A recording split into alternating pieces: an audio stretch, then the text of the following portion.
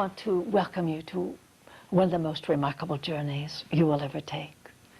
Come and join me as we walk the corridors of the mythological dragons and beasts of St. John's Revelation. During the 3rd century after the crucifixion of Christ, the powerful bishops and Arians came into debate on the floor of Constantinople under the guardianship of Constantine.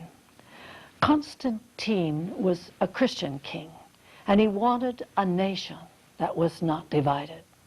Thus, at the end of the debate, the Arians lost, and their work was relegated to the Dark Ages. The bishops, however, knowing that humanity was illiterate, that they thought the world was the center of the universe, felt that the secret teachings of Christianity could not be given. To quote one of the early bishops, it would be like giving a weapon into the hands of a child. Among these secret teachings was the mysteries of St. John's Revelation. A new age has dawned now, and for the first time in the history of the manuscript, every single symbol will be broken, and every mystery will be revealed to you. I am your hostess, Elizabeth MacDonald Burrows.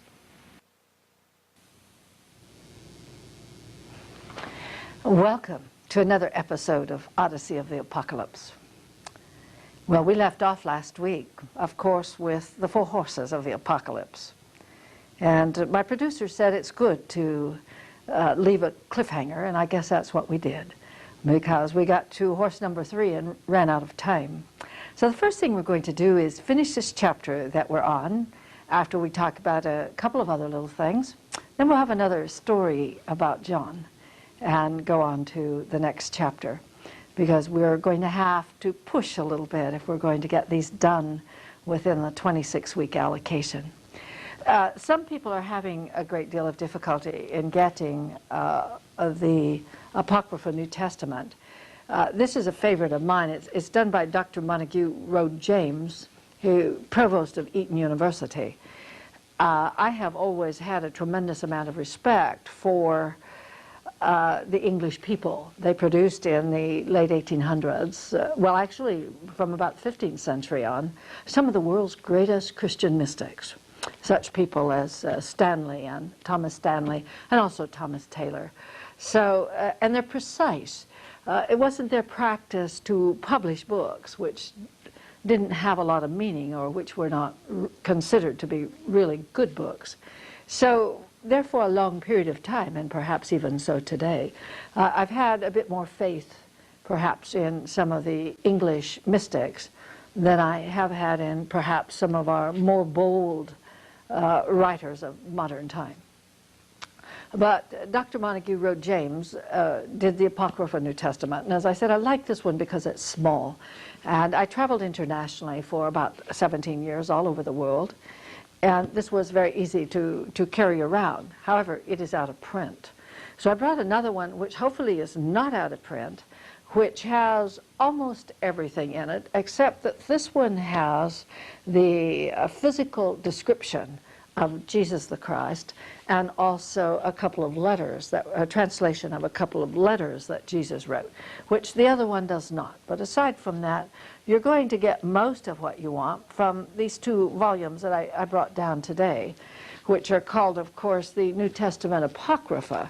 And I'm not sure I'm pronouncing the names of the authors correctly, but I call them Henneke and Schmelker. S-C-H-E, I can't even read it anymore. S-C-H-N-E-E-M-E-I-C-H-E-R, Schmelker, or something like that, and Henneke. It's called, in 2 volumes, New Testament Apocrypha. This is done without the these and thous, so it's easier reading in the English language. And you might be able to get those, since the other one is out of print. And as we said, the Apocrypha New Testament, we do a little bit of tongue-in-cheek because it hasn't been purified. But we do have to turn to other sources sometimes to fill in the missing pieces. And find out some about the stories that we don't read about in the Scripture. And we mentioned, as we mentioned before, that the Scripture is based upon the fact that on the resurrection of Jesus the Christ, the man, rather than upon the whole of his life.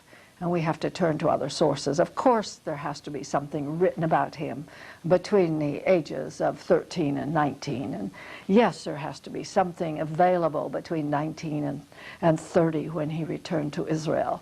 And there is, if we're willing to go beyond the confines of the Scripture themselves. This doesn't mean, however, that in doing so, that we're going to trespass on the Bible, because you see, those pieces aren't in there in the first place. They just simply were not considered important. Well, with that underway, I trust that all of you have your trusty King James. We have here another, we brought again The Dark Night of the Soul by St. John of the Cross, because we really didn't get to that last week, and the Old Faithful Unger Bible Dictionary. So if you will open up and we go back to, I believe it was chapter 6, The Four Horses of the Apocalypse, and we are on about, let's see, we got about as far as the red horse. So let us review this, and for those of you who have never joined us before, you're in for a very exciting journey. As we go up the board, remember that each one of the horses are equated to each one of the beasts. And as we have the four beasts that are around the throne of God. And of course that first beast was the lion. And we agreed that lion means firstborn, giving birth to that divine nature in us, to that Christ consciousness. So this means illumination, the birth. The lion was on the standard of the tribe of Judah, and it meant firstborn. So this Christ that is in us emanated from God in the very beginning of time as the light of consciousness manifesting through the universe. And we, in turn, now possess a part of this light, but it has walked in us in darkness and unknowingness. I won't say he has been unknowing. We've always had a conscience. But we have been unknowing of this great light that is within us. And as a result of this, well, we did many things that we shouldn't have done, and we have many things that we perhaps feel guilty about. We've done many good things also.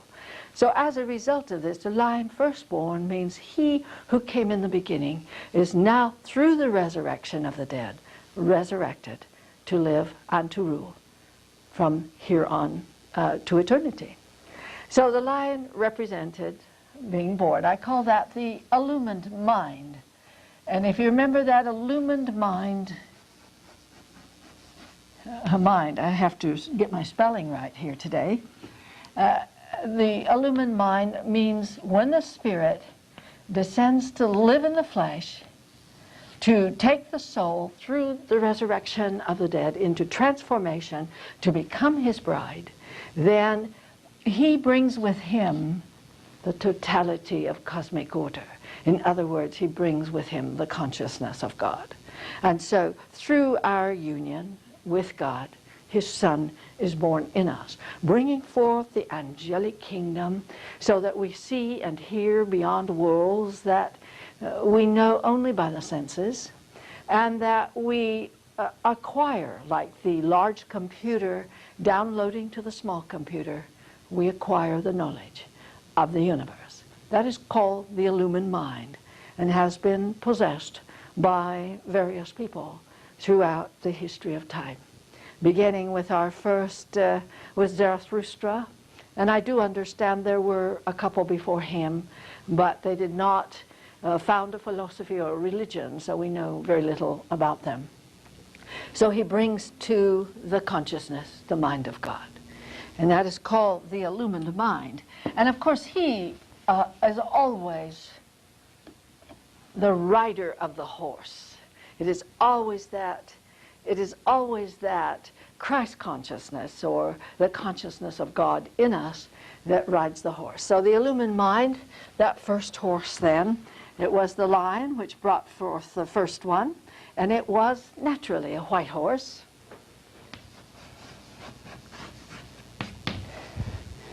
And he was given a bow. And a bow, of course, is that everything can be conquered by love, but the bow is also a symbol of war. This means that Christ in us has come forth to do battle with the wily old dragon, our lesser nature known as Satan, and that they will battle long and hard upon the battlefield of the soul until at last the impurities and vagrancies of the soul have been purified, and the soul dons the wedding garment to become at last the bride of the indwelling Christ. So it is he who comes, and he, the warrior, that rides the horse. So he comes upon a white horse bringing a bow, declaring war. And he also brings with him a crown, and that represents the descent of the Spirit to live in the flesh, which brings with it all of the purifying forces, but all of the cosmic forces of God. The second beast, of course, if you remember that the second beast happened to be a calf. And we discussed the calf as being a sacrificial beast. In other words, it was very common in ancient times to take a yearling and to kill it and to put it upon the fires of sacrifice so that the soul in pure essence would rise toward God. Because certainly it was considered that the beastly nature or animal nature was not worthy of God. So it was cremated so that it would release the soul. So the calf means sacrifice. This means then that the soul must sacrifice its earthly abode. By this we're not saying die of the physical body, but to die of everything that brings in harmony as well as its attachments. The attachments bring us unhappiness and makes us unstable. And on the other hand, until each person has overcome hatred and anger and differences, we cannot have peace upon earth. And we must remain as a human race until we have done this. It is sad to think that Jesus was crucified 2,000 years ago for these great teachings and most of his disciples, that others even before then were persecuted. Socrates was made to drink from the poison hemlock, all because of our lack of understanding of the purpose and reason and the teachings of these great forerunners that have gone before us. So until we have resolved this, and we have all come unto the one God, and we are in the unified state, we will have to remain human. So the end of time does not come until each person has entered into the resurrection of the dead. Sometimes it's the individual that enters, and we hope that someday, by some great miracle, mass consciousness will enter into the resurrection. So calf means sacrifice. And we must sacrifice this if we're going to come. We must first illumine and bring forth the firstborn, bring forth the Christ consciousness. We must sacrifice the temptations and senses of our earthly nature in order to come to the throne of God. So, of course, the second horse, the second beast was red, and red is the color of blood, and blood is sacrifice. So, of course, our horse is red. And he, of course, he has, and the Christ who is riding the horses, he said that to take peace from earth, and that they would kill one another, and there was given to him a great sword. This is the sword of truth and justice. So as our valiant warrior rides the red horse, the indwelling Christ, he draws the sword, and the great battle is about to begin, in which he must slay the ego, which is, of course, the wily old dragon. And then on the third seal, if you remember, the beast around the throne of God was man. And this represented mortal man, or human, which must exchange for divine. Human becomes divine. So in order to approach the throne of God, one must overcome the human nature and to become divine. So, of course, this one, when our rider comes out on the horse, he really means business this time, if we can put it that way, because he rides a black horse. And he carries a pair of balances. So in a way, a black horse, and he that sat upon him carried a pair of balances, balance and weighing. Black is like night. The soul in this transformational change now prepares to enter into the dark night, in which the purgation of the soul will be completed by the knight in shining armor. And so it represents night or darkness. And the pair of balances, I should put the black over here. And the pair of balances means that the Christ in us, who has lived within the consciousness of life since the very beginning of time, has seen everything that we have done, knows everything that we will do, and sees everything that we are doing. This means now the time has come when he will balance and weigh the good and the bad. And we are once again reminded of that little part in the Holy Gita when Arjuna sits there and he sees all of his attachments to family and friends and religions and wealth, and then he looks over and he sees in the army of the Pandava the good deeds he has done, and he sees that his good deeds are very small indeed by comparison to all of his attachments. So he says, I will not fight. And I think many people, when they come to the comprehension of this remarkable transformational change, truly becomes an Arjuna. And they said, I will not fight. I remember one time in lecture hall, a woman just got up in the middle of a seminar and said, I don't have to go through this. And I thought, well, little do you know, because each human being must. Until we have gone through it, well, we still have hatred and we still judge others and we do not work together as a world family. So we have problems, you see.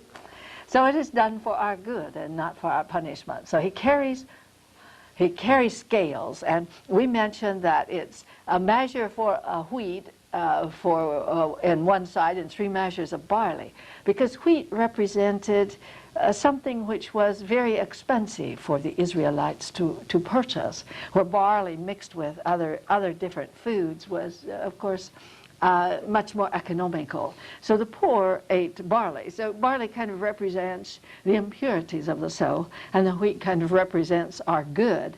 And it seems like we have violated natural and cosmic law about 3 times, 3 to 1. So he brings out his balance, and so we know that we are going to have to stand judgment or atonement. And then the very last one, as we got to the 4th horse, and this is where we left off last week, the 4th seal was opened, and remember that's an eagle. When he opened the 4th seal, I heard the voice of the 4 beasts say, come and see. And I looked, and behold, a pale horse. Oops, oops, oops. And he that sat upon him was death. See, as the eagle flies so high and so magnificently, but it also sees down here its meal for the day. So it descends like a great and powerful bird to pick up its food. It just absolutely descends, and I'm not going to say the carcass because the food is not necessarily dead. But that represents that part of us, that higher self, which is going to come and just eat away at all the impurities that are in the soul. And that we are going to die of the old way of life. Our old beliefs, our old standards, those things that are impure will all die within us. So it is natural the horse is pale, and death follows him, because we shall die of the corporeal life to be born anew into divine life. And power was given to him over the 4th part of the earth, to kill with sword and with hunger and with death and with the beast of the earth. In part there are 4 parts. There is the spirit that is in us, that Christ consciousness. There is then, of course, the soul and the mind and the physical. And so he has come forth here that he is going to, in this 4th phase, he's going to kill out the aspects of the soul and make it pure. That fourth part, he is the fourth and final horse. He relates very much, you know, to the seventh seal. And we mentioned this last week, but it seems like people have written great books on the four horses of the apocalypse. And yet John gave it 4 single scriptures and yet spent almost 2 chapters on the seventh seal. So I consider the seventh seal to be probably much more important in that these first 4 merely represent what's going to take place as the great Christ consciousness comes forth to do battle on, of course, Megiddo. Megiddo, John used the word Megiddo to represent the desolation of the soul who has not yet come into the bride of the Lamb or into the bride of the Christ. Megiddo is in actuality only about 11 or 12 acres. And I always tell this rather interesting little story when one of the doctors said to me, he said, "I thought you Christians believed that the great and final battle would be fought at Megiddo in Israel." And I looked at him and I said, "Well, I have just not figured out yet how they're going to carry out an all-out atomic war on 11 acres of ground." And I remember the look on this man's face, this doctor's face, and like he'd never thought of that before. So the end, of course, has nothing to do with the outside world. But he's going to kill the sword with hunger and with death and with the beasts of earth. And this means all these beasts are those things: hatred, anger, jealousy, judgment. There's also gluttony and a number of others that come in. But all of these are going to be killed out. So now I'm going to erase this because we're going to go to the fifth seal, which has little or nothing to do with the beasts themselves, and leave behind us the 4 horses of the apocalypse. And I beg you to bear with me because it sounds so frightening and awful. But just imagine what it would be to be bound to perdition and darkness and ignorance and lack of understanding, and to have to do diapers every day and for generations upon generations, and mow lawns and cars, when out there is calling to us 150 billion galaxies. No, I don't think we would be satisfied with human life as we know it today. And there is an old quote by a philosopher that says, in order to be something else, you have to cease being what you are. And this is not a heinous battle. This is a battle of purification. And I find the entire thing to be, excuse me here, I find the entire thing to be a most remarkable aspect. So, we have now been, still coming apart here, oh well. And when he opened, let me see now, and when he had opened the 5th seal, I saw under the altar the souls of them that were slain for the word of God and for the testimony that they held. And this meant that John, sitting here in this higher state of consciousness, saw the masses of people that had gone on before and who had already passed through the resurrection of the dead. And there have been, of course, hundreds, actually about 0.2 of 1%. But when you consider the millions of years we have lived, that human life has walked upon the earth, then that's quite a few. And they cried with a loud voice, "How long, O Lord, holy and true, dost thou not judge and avenge our blood upon them that dwell upon the earth? Since time immemorial, the prophets of ancient time have been persecuted." And they have also, blood doesn't necessarily mean the physical deaths that they have gone through, but they have died of their personal life in this passing through the resurrection of the dead. And that is called giving your blood. When you serve mankind and give your life for all mankind, for God and all mankind, then that is considered, of course, the blood. So all of these saints, having given their lives for mankind, want to know now, how long is it going to be before everyone comes unto the resurrection of the dead? How long must it be? Because to them that would be avenging their death when everyone passes through it The avenge of the ancient prophets is complete, because that's why they worked and why they served. And as each person goes through the battle of Armageddon, that is looked upon as the revenge. And that takes us then, in white robes were given to every one of them, and it was said to them that they should rest a little season until their fellow men also and their brethren that should be killed as they were should be fulfilled. And of course, I wear white, but it's more in an answer of ancient tradition. The initiates, or those passing through the resurrection of the dead, were called in ancient time initiates of the masters. It was a custom for thousands of years for initiates to wear white. And also in Catholicism, like the Catholic Church, originally when it was founded was the greatest mystery school, Christian mystery school that has ever existed. And it became habitual for the priest to wear the white collar and the black robes, representing the spiritual nature which is submerged into matter. The cardinals, of course, wore the scarlet robes, representing sacrificing the physical or corporeal world to become divine. And of course, the Pope became that reflection of that divinity as an emissary between God and mankind, who was initiating or taking mankind through the purifications of sacrifice.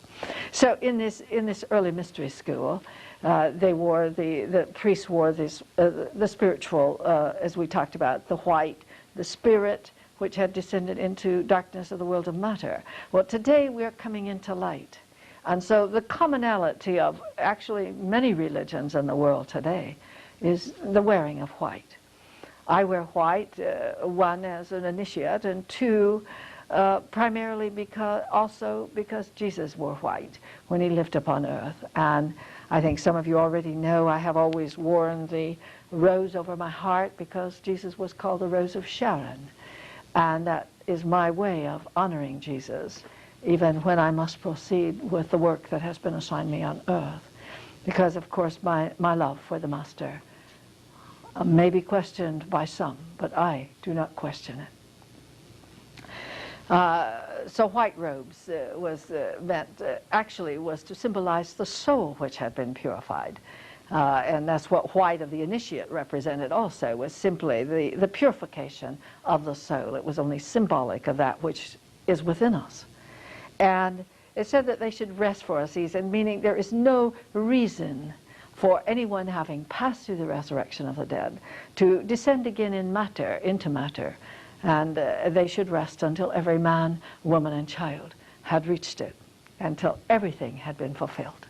And died mean until everyone has died of the corporeal senses, then they would rest, or be, shall we say, as angelic beings, guiding and assisting mankind. And I beheld when he opened the sixth seal, and lo, there was a great earthquake, and the sun became black as sackcloth of hair, and the moon became as blood. Ooh, he was such a vivid writer, with such wit and humor. I try to think of this brilliant man sitting on Patmos, thinking up these tremendous scenes to put in Revelation. No wonder it's such a classic. Well, a great earthquake, we mentioned this earlier, means shaking loose all of our beliefs. We have many things in us which are not true beliefs. Like many people believe that the world was built in 7 weekdays. Science has proved that we have been millions and billions of years in progress and evolution. Even astronomy has said by the stars that we have been for millions and billions of years. So 7 represents an epoch, a phase that human life must yet go through. From human, 6 to 7, from human to divine. So the earthquake shakes loose all of these false concepts and shows us the real truth. And the sun has always represented the physical body, and the moon has always represented the mind in the ancient mysteries. So this means that our corporeal world, shall we say, our senses of the corporeal world and our attachments, and earth itself as we perceive it as a traditional human being, now becomes dark as night. It becomes black as sackcloth of hair.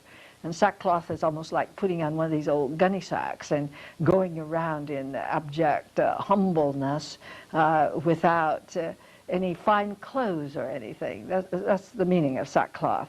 And the moon becomes as blood. So that means that the mind also is going to be purified by this tremendous battle that we are just getting prepared to enter. And so it becomes as blood. And when I think of these words, I think of words of a mystic that lived, I believe, back in either 17 or 1800s, was a woman mystic. And her name was Mabel Collins. And she said, "You shall not stand in the presence of masters until your feet have been washed in the blood of your own heart. And you shall not speak in the presence of masters until your tongue has lost the power to wound." How true those are, and how much that fits in with the body or earth becoming as sackcloth and the mind becoming as blood. And the stars of heaven fell upon the earth, even as a fig tree casteth her untimely figs when shaken by a mighty wind. So this gigantic wind has come through us and shaken loose everything, our false ideals, our false aspirations. And I don't care what our aspirations are. In perspective, they may not be what we are destined to be. We may have a dream to be a movie star, when destiny prescribes that we be a doctor. So we will never find the peace and harmony as a movie star as we would find if we were to go ahead and be a doctor. If we would be what we are supposed to be and promote that seed of greatness which is implanted in us, we would find the peace and happiness and the fulfillment of our dreams. This doesn't mean it's wrong to be an actress. We have had some great spiritual people who have been actors and actresses. But if the destiny was to be an actress, then misery would follow them if they tried to be a doctor. So we must be what is true to our nature. And in order to find this out, there's one way, and that's to give birth to the Christ in us and enter into the resurrection of the dead, so that we will know what we were destined to be, designed to be in the beginning of time. And I promise you, it may seem like you're giving up self-will, but you will find that that which you are supposed to be is what you have deep inside always kind of wished that you would be. So everything, the stars of heaven, false aspirations, and everything fall from the earth. And then the heaven departed as a scroll when it is rolled together, and every mountain and island were moved out of its place. There's nothing left of the old. You look at everything you have done, much of it good, much of it bad.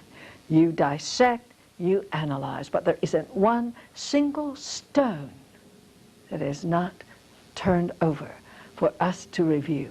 And I think that's what makes the Armageddon battle perhaps so difficult, is because we don't really want to look at our faults. We would like to blame it on someone else. And there comes a time when you realize that everything that happens to you, oh, it's our own fault. We, in some way, bring this to us, be it good or bad. So we learn to do good, knowing that good is the effect of the cause. And the kings of earth and great men and rich men and chief captains and the mighty men and every bondsman and every freeman hid themselves in the dens and in rocks of the mountains. And the reason is talking about all the wealth and power means nothing to God if we do not have love and compassion and understanding. So it doesn't make any difference what our position, whether we're president of the United States, whether we're king over a country, whether we're a captain of a tugboat. If each of us has to face our dragon, that part of us which has been ruled by self-will, and there is no escape from it. We seek to hide within ourselves. We seek to hide in a multitude of activities outside, so we don't have to look at this. You know, that's why Socrates had to drink the poisoned hemlock. Socrates was not a great one to discourse. Plato, of course, learned much of the philosophy from Socrates, but Socrates always pointedly asked questions. And these questions were in such a manner that they made a person see themselves as what they were. And so many times we just don't like ourselves. So as a result of this, we try to hide from it, but we can't. And said to the mountain and rocks, fall on us, and hide us from the face of him that sitteth on the throne, and from the wrath of the Lamb. Oh, hide me from this person that's riding this great consciousness that's riding the four horses of the apocalypse. Hide me, hide from God. Don't let him see the mistakes that I may have made. For the great day of his wrath is come, and who shall be able to stand? Well, of course, no one. We have been bound by self-will, and self-will has been enticed into a multitude of things that are not in our best interest. So there is not one single person that can escape this remarkable battle. Since we have come to that particular point, this probably seems a time to open the book to the dark night of the soul. I'm sure that most of you have heard of St. John of the Cross.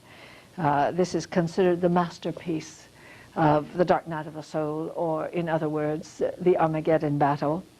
I find only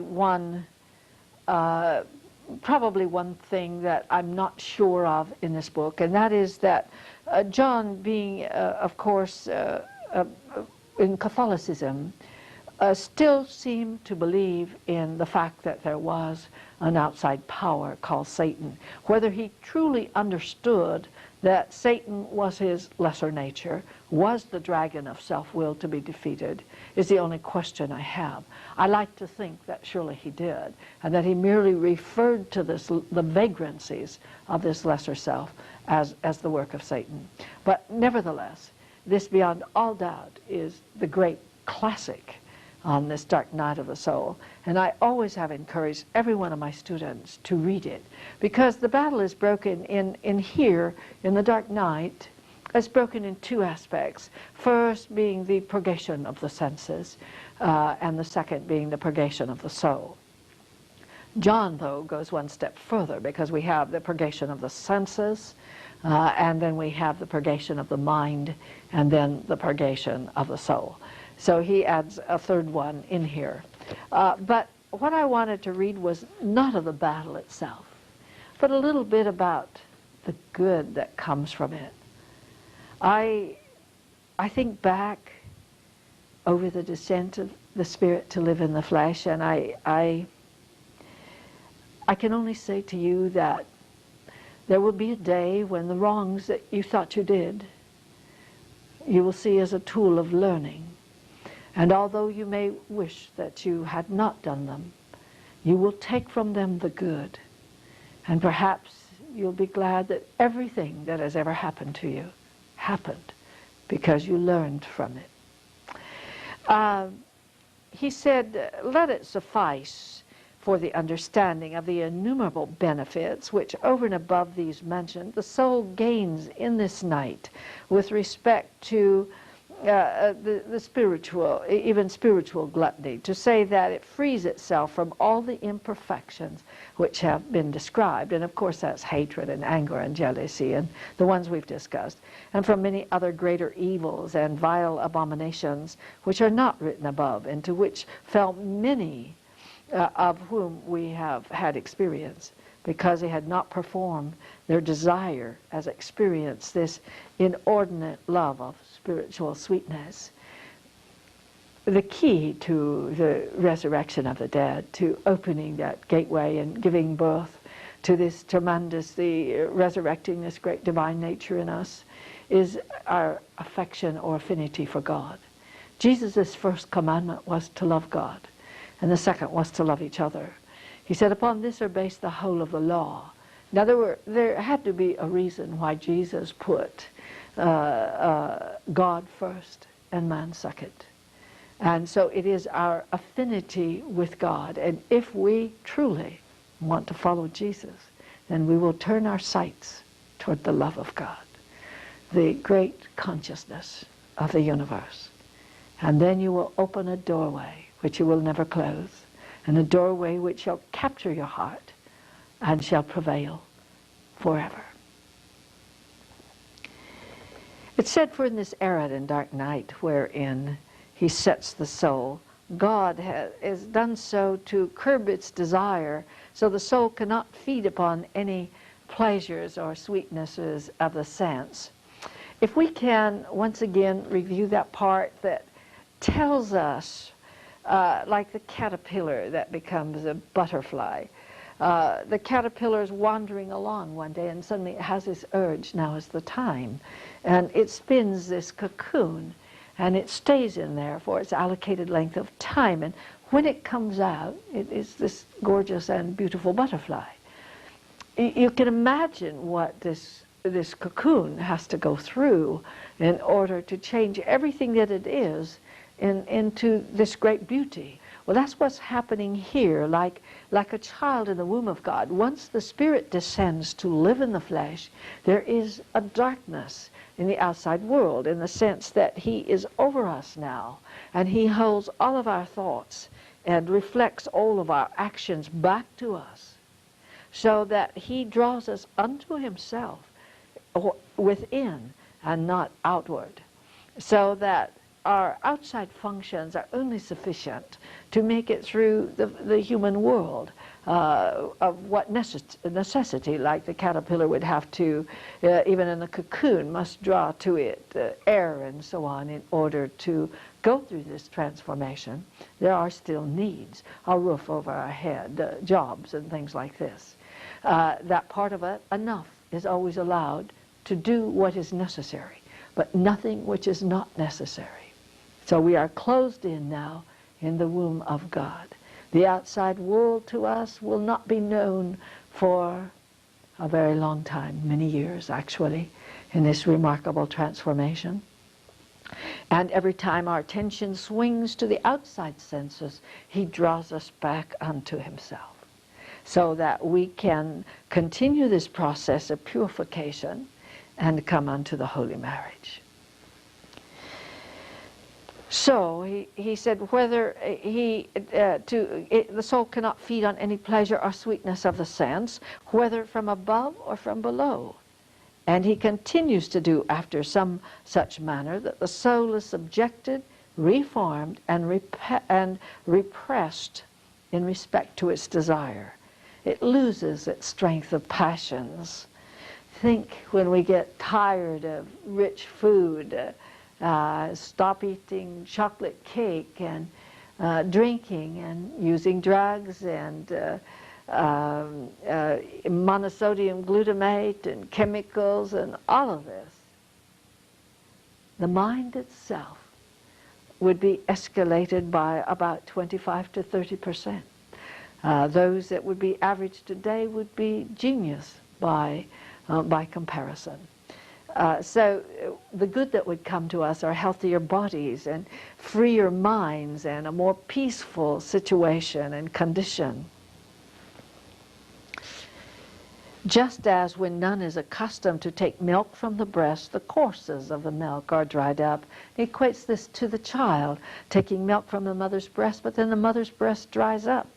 And the child must learn to grow up and to drink from a glass. And that's what kind of happens to the soul. The soul, being very used to being even nurtured and fed spiritually by God through the tremendous wooing period that brought the soul into this resurrection. And a wooing period it is. You will find no lover that can woo as God. You will find no father or brother or mother that can ever protect as God protects. So the relationship between the soul and God in the period of wooing is one of just so remarkable and wondrous. And then suddenly you find yourself in this chrysalis, and all this is cut away, and as you start to become like the child who drinks out of a glass of milk, because we must become instruments of God. We must serve upon earth so that the Christ, whose task is to bring this world to peace, that work is done, that he can, through us, bring this to pass. So, besides these things, there follows admirable benefits from the spiritual sobriety. For when desire is quenched, the soul lives in spiritual tranquility and peace. For where desire does not reign, there is no disturbance, but the peace and consolation of God. From this there arises another and second benefit. So we're going to gain peace, which the soul is that the soul habitually has remembrance of God, and fear and dread of backsliding upon the spiritual road. It has been said this is one great benefit, and not one the least, which results in the aridity and purgation of the desire. For the soul is cleansed and purified of the imperfections that were clinging to it because of the desires and affections, which their own accord deaden and darken the soul. And I think that to be centered, the more common term that we use in modern time is to be centered in God, where he can guide, protect, direct the course of our destiny.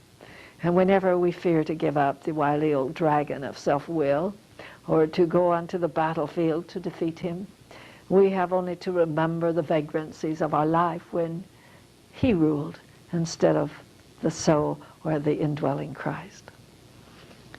There's another great benefit for the soul in this night, which is that it practices several virtues together, as for example patience and long-suffering and charity and memory of God, and it is not moved anymore by pleasure of attraction and sweetness that it finds in its work, but only by God. It likewise practices here the virtue of fortitude, because in these difficulties and which it finds itself, it brings strength out of weakness and thus becomes strong. And there of course are more of the benefits, and I've always said I think the primary one is it changes mediocrity into greatness. And it is so beautiful and wondrous to think of every living being has a seed of greatness which will one day manifest even the hardened criminal. Well, that's enough of the dark night, but I encouraged, because as we go in devotion to God, and believe me, many did, through the centuries, people have become tremendously devoted to Jesus, tremendously devoted to God, and entered into this battle unknowingly. They were placed in mental institutions because they heard voices and because they were depressed.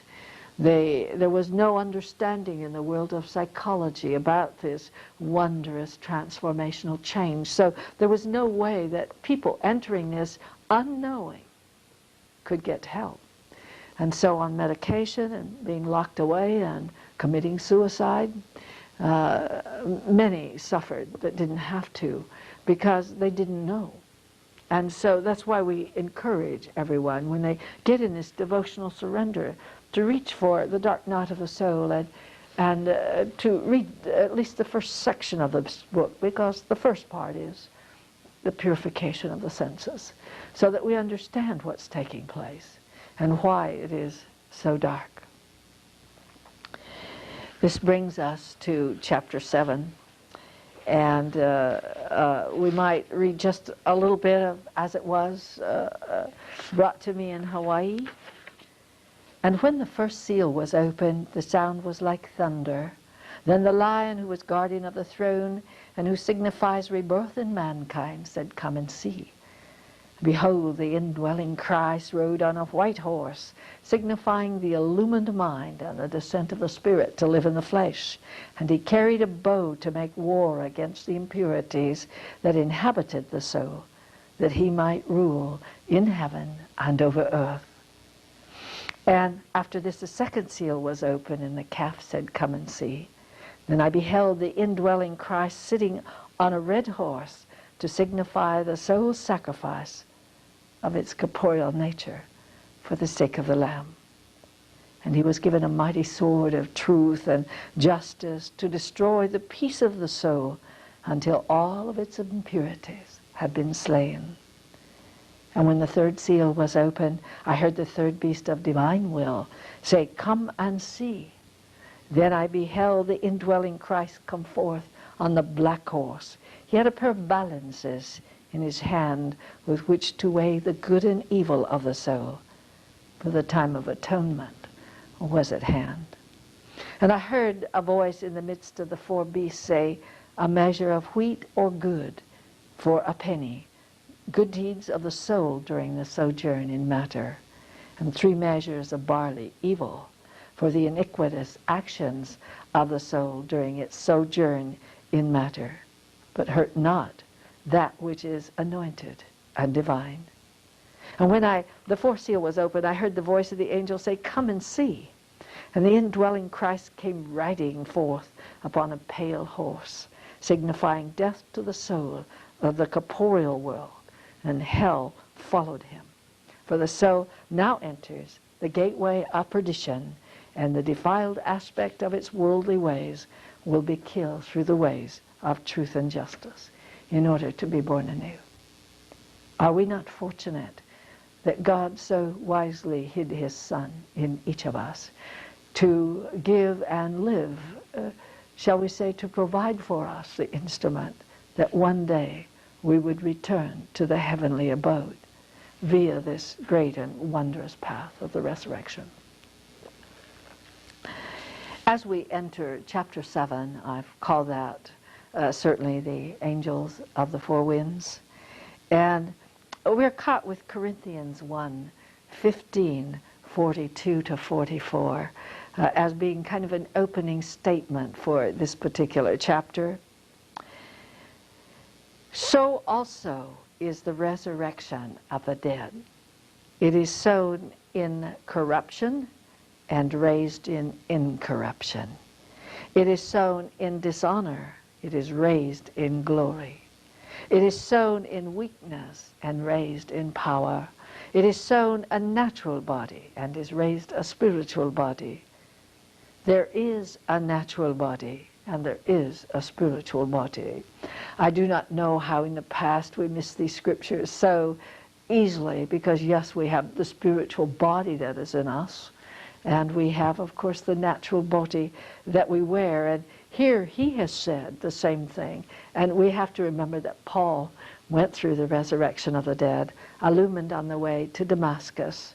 And I've always looked at this with a kind of sense of amusement, I suppose, a subtle sense of amusement, because I felt that because he was such a hindrance to the Christians, that Jesus, who, of course, by that time was not in the physical embodiment, decided that if he converted Paul or Saul, if he converted him, then he would have no longer an adversary. But if Paul or Saul worked as hard to teach the teachings of Jesus as he did to destroy them, then by all means the world was certainly made better. So I always felt Jesus caused his illumination as a matter of removing him from becoming such an obstacle to the disciples. And we know that Paul or Saul converted very easily, that Saul converted to become Paul. And so certainly he entered into the resurrection of the dead, this remarkable change. And that's why he said that we're sown in corruption and we're raised in incorruption. And what's sown in dishonor, we're raised in glory. And what is sown in weakness, we now raise in power. And we now not abolish, but leave our natural body to raise this great spiritual body. So I have always felt that probably the angels of the four wind is probably one of the most touching chapters of the Apocalypse. It's said that the groundwork, of course, is still being laid to for the unfoldment of this terrible battle. And I know you think we're never going to get into the battle, but believe me, we will do so in a very little time. The seventh book opens with the appearance of four angels signifying the four seasons, standing on the four cardinal points of earth, east, south, west, and north. And each one of the angels holds four winds or four elements, which will purify mankind. And those four elements, fire will purify the soul, the fire of white light, the light of the Christ consciousness. And water, the body is 80% water, and water is a purification force. So thus as it pours over the body, not the physical waters, but the waters of eternity flow through the physical body. All of the senses are made pure. Well, I'm going to leave you at that moment and rejoin you again next week as we enter the angels of the four winds. Thank you for being with me again.